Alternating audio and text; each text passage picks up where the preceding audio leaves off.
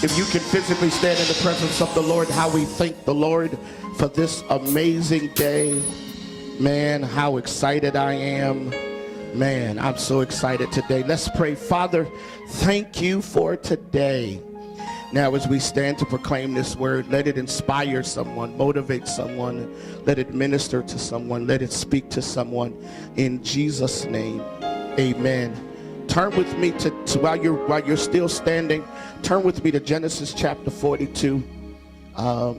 There is a wonderful word I actually ministered years ago here, and the Lord just spoke to me about ministering it again today on this day of amazing celebration for me, and really for us, because when you understand that whenever God has laid his hand on your leader for any length of time, this is a statement of the church and a statement of who we are as a family. Genesis 42:8. For 28 years, I've stood and preached, and man, I don't know where these pictures came from, but Sharon had some pictures of me. She put it on my desk. Where'd you get those from? Huh? From Amandala. Yeah. Them pictures have me in my first church. Yeah. And it's pictures of when I graduated from college, and pictures of when I graduated with my master's degree.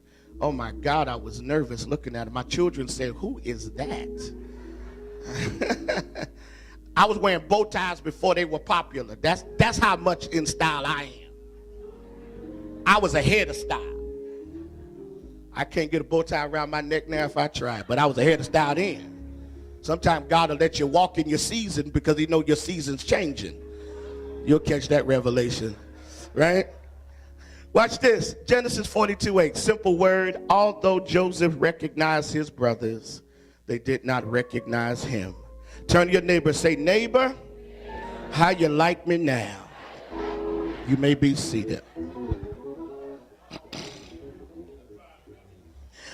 For 28 years of my life, I have sought to do this amazing work called preaching. And there are a lot of lessons learned over these 28 years. Probably one of the most important lessons I've learned, however, is the lesson of process.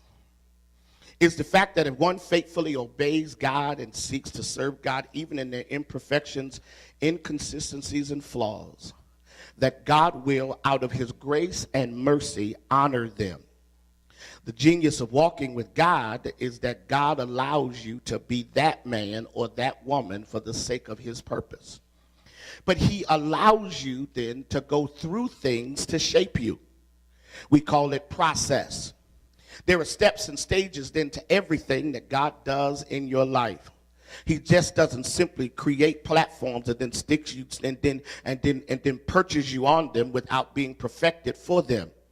He allows you to endure, and so sometimes in the shaping of your gift, he has to first shape your character.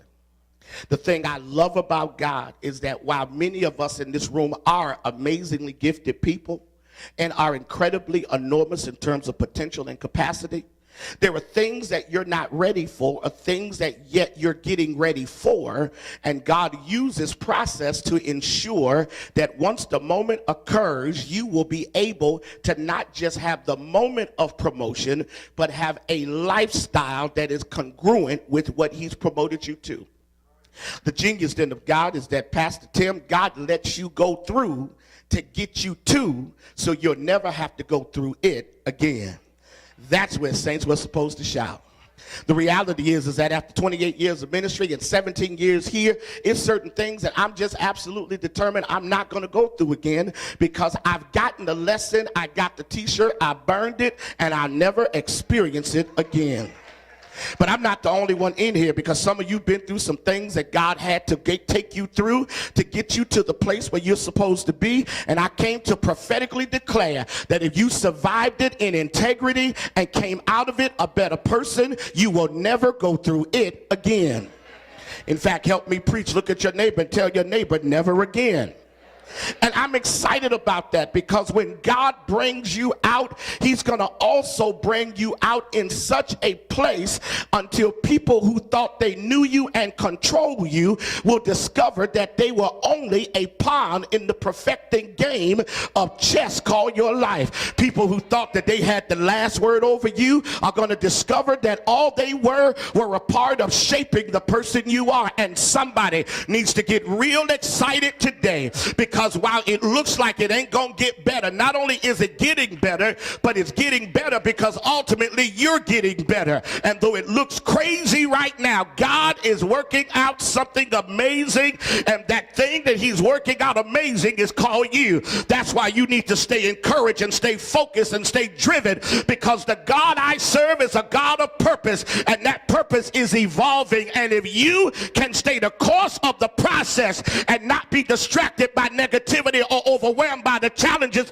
or frustrated by your own failures, God is such a God that he may not come when you want him to come, but when he comes, he's always on time. Somebody here today needs to get excited, because your best days are about to come.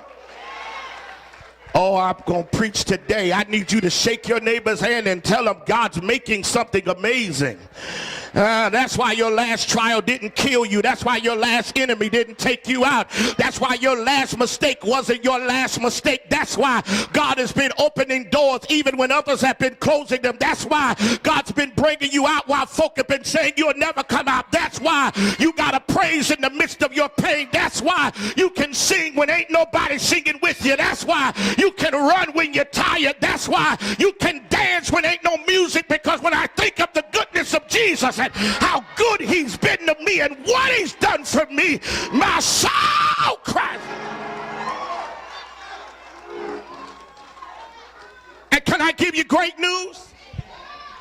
When he brings you to your season, folk that thought they knew you ain't gonna know you. Can I bless you? They're going to look at you and not recognize you. Here's why. It ain't that your hair changed or your body features change. It's because what God is making you to be, they have never seen before. That's why you can't let anybody distract you into stagnation.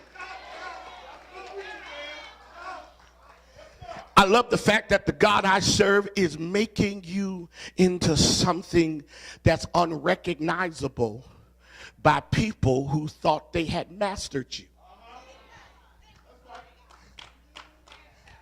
So when it looks crazy, today you see most of us in the room with partner shirts. 17 years ago, this is not a concept we would have even considered. But here's what's amazing. God will keep growing you until clarity meets your season. Whew. You know what's amazing? When clarity meets your season, you start making decisions for your future in your present that are not determined by your past.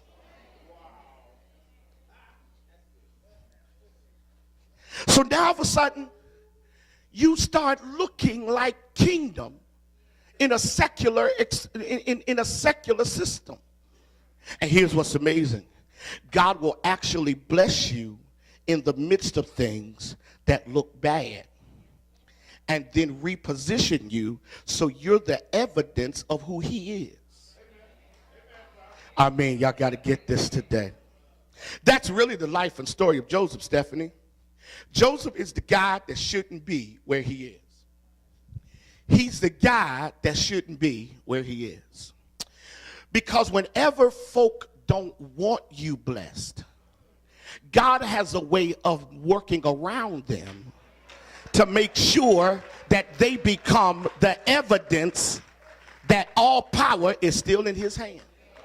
See, I need to tell somebody, because somebody's dealing with a really difficult job environment, or somebody dealing with some really challenging situations in your life, and you're going, but Pastor, do you understand that things look like they're pretty bad for me right now, and I don't know how much I can take? I'm going to tell you how much you can take. You can take whatever it is you need to take to get to whatever it is God's ordained for you to get to, because at the end of the day, your destiny is in his hand. Come on, come on, come on.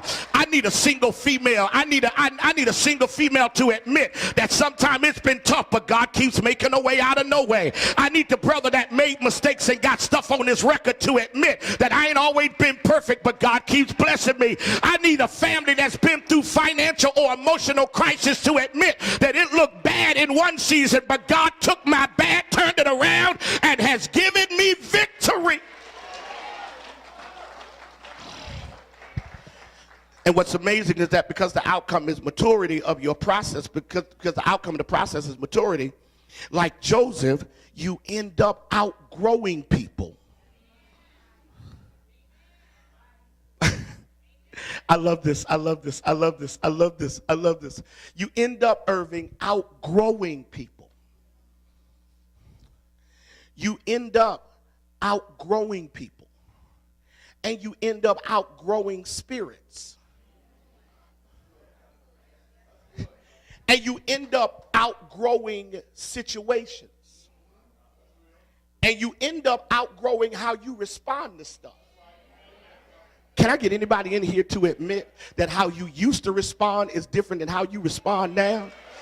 That's, oh man, I'm the only one. That word gets so deep in your spirit and it starts to transform your consciousness to now all of a sudden when you used to get mad and cuss folk out, you just smile and hug them and keep on moving. And they can't figure out why you're not acting like you used to act. Because when God takes you through process, he even grows you up to manage situations differently.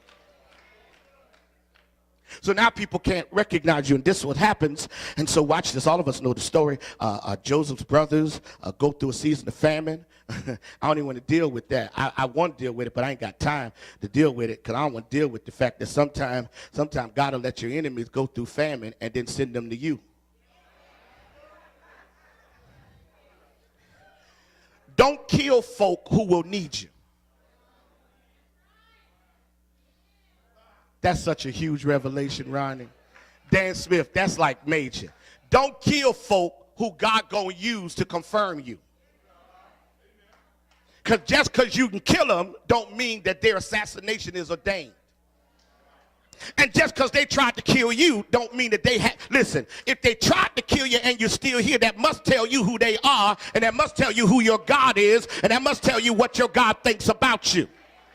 Come on, I need about 5 of y'all to admit that there been some stuff in my life where folk tried to literally destroy my name and take me out. Come on, tried to mess me up on my job, tried to mess me up in my relationships, and God covered me. Here he is. They don't recognize him. They need him. So they come to him, and here's what's deep. Can I help you? Normally, you don't get an audience with the guy second in charge. And you're a foreigner who has no political influence. God meant for them, Ken, to see him but not know him. Here's why. Because God wants to confirm for you that your process has been purposeful, even if you have not yet fully walked in your prosperity. God wants to mark you as his. Watch this, Juliana. By allowing you to be in experiences and situations that speak of your maturity and not of your neediness. Boy, this is so good. That's why some of you need to start discerning your present situation as confirmation and not confusion. Come on, Charles Gillette, that was deep. Come on. Here's what's deep. The enemy always wants you to think you're going through when really you're out.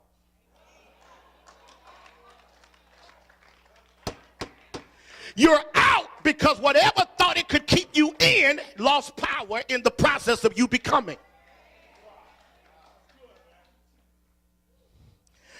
The thing I love about this is that this brother goes through all this stuff and ends up in a place of promotion, and the folk that thought they knew him then, the text says, and they don't recognize him. But watch this, Brother Harold Perry. You ready? Major revelation. But he knew them. Which means they never changed. Maybe sometime the folk you want to change ain't going to change. And the only reason God has them in your life is to make sure you change. Come on, Dan Smith, give your pastor some credit, man. I ain't no novice at this. I'm good at this. Because here's the scary thing. Some of you been complaining about the folk around you. You need to be grateful for the person you becoming. Because maybe their only assignment is to get you to better. Oh, man. Wow. Shake your neighbor's hand and tell your neighbor, maybe you're only assigned to get me to better. That's why I can't get mad at you, because you can't be nothing you don't want to be. But don't get mad at me if I don't want to stay who I used to be. Don't get mad at me if I start to believe that God got more for me. Watch this. Here's the revelation. Watch this. Here's the revelation. So they looked at him and they don't know him. Question. Why didn't they recognize him? Carlton, for all of you people, all of you peoples that here, all of you, my sons and daughters who have had these cataclysmic reconstructive seasons where watch this, folk who knew you, Linda, are just amazed at how you are now, Curly. They just go, wow, who is, come on. You know what's deep about this? Is that, and I'm going to say this as an aside, some of you are missing this sermon. Here's why, Sister Yvonne. Because some of you are so much better, you just don't know you're better until something comes in your life that actually exposes to you, Lisa, how better you really are. And sometimes you get mad at the situation when you need to be grateful for your response. Okay, watch this. I'll show it to you. Why didn't they recognize him? Here it is. First reason they didn't recognize him. You ready? This is going to bless about 8 of us in here, including me. I might not get past this point. You ready? Here it is. They didn't recognize him because they never expected him to survive the pit.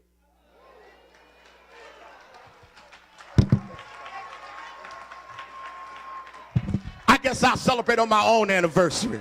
Because you know what? Can I just be transparent for 30 seconds? I know there's some folk in this city never thought I would get back up, but here I am.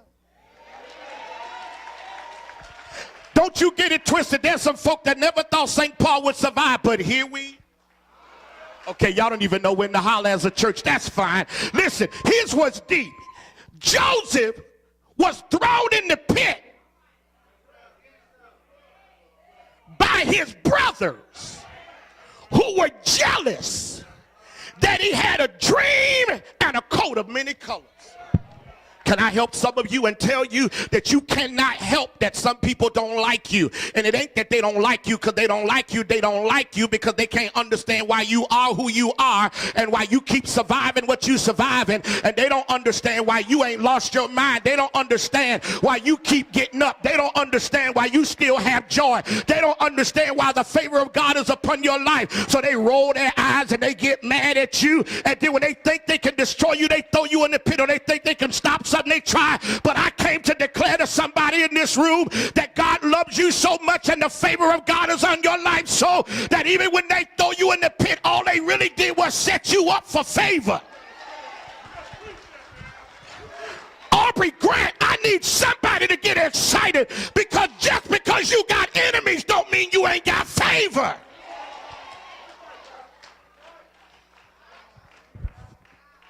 I gotta move. Wow. So they threw him. They threw him in the pit. Now watch this. When they go to him, they say, he says, "Who are you?" Watch this. Watch this. I love the response. I love the response. They say, watch this, bye. They say, "We are the sons of Jacob." Watch this. It's 12 of us total. One is at the house, and the other one's dead. Okay. It was 12 of us. It's this, listen. Most of y'all in here are smarter than me. I mean, Sharon Holmes, y'all smarter than me. So I want y'all to do the math, Brenda Grant. You do the math. Watch this, Graham. Watch this, Martha. 12 of us to this guy named Jacob. One is at the house. One is dead, and there's 10 of us here.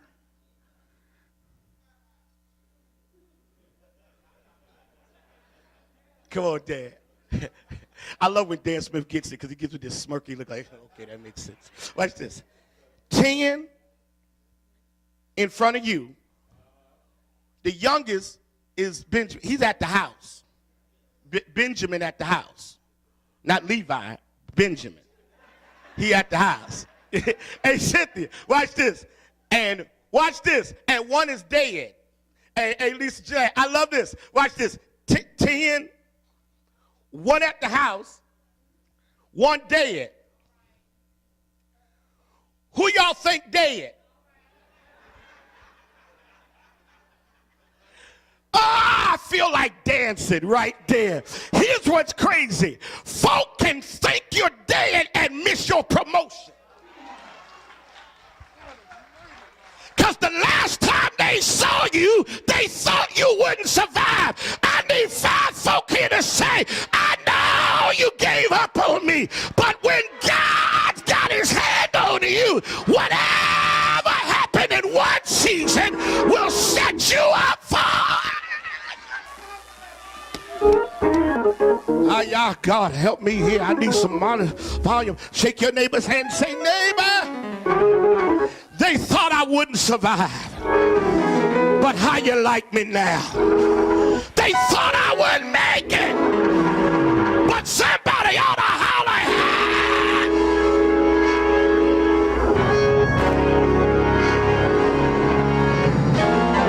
See, some of y'all can't shout off this because you ain't never been in a pit. Some of y'all ain't never been given up on. Some of y'all ain't never had folks say you ain't gonna ever make it. Some of y'all ain't never had folks say I give up on you. Some of y'all ain't been through enough hell where you thought you would lose your mind. But it's about 5 folk in here that say I wasn't the most attractive one in my family. In fact, there were people that told me I wouldn't survive. But today, look at me. I got my praise, I got my joy, I got my promotion. I started and it looked bad, but God is able.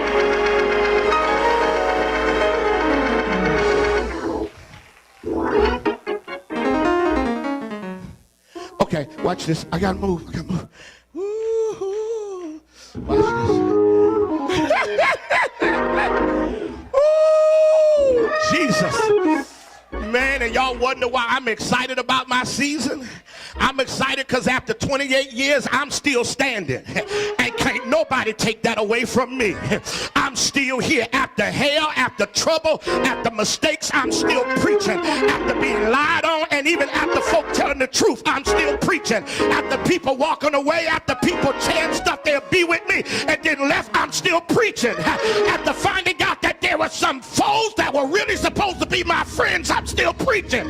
But I ain't the only one in here. Some of you have had people hurt you to the core of your being, but God kept you going. And not only did he keep you, but he healed you. And not only did he heal you, but he promoted you. And not only did he promote you, but he's keeping you. Is there a witness in the house that say I've been through the rain, I've been through the storm, but God is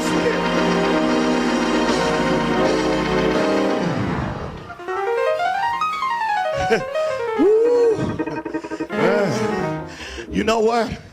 I need about 5 people to take 30 seconds, adjust your rearview mirror, look at where he...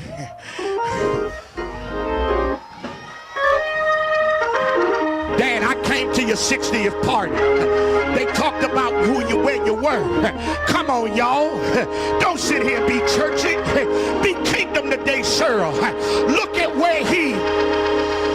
Come on, y'all. I need about 5 of y'all to just say, you know what? When I think of the goodness of Jesus and where he brought me and what he brought me, and saying what I've survived and the pain I've had, and yet I didn't lose my mind. Every now and then I just give him praise. There's somebody that ought to praise him right about here, because the Lord been so good to you till he kept you when you couldn't keep yourself. That's why every now and then, when I walk in the house of God, all I do is say thank you. Thank you. I got to get out of here. Ooh, sit down.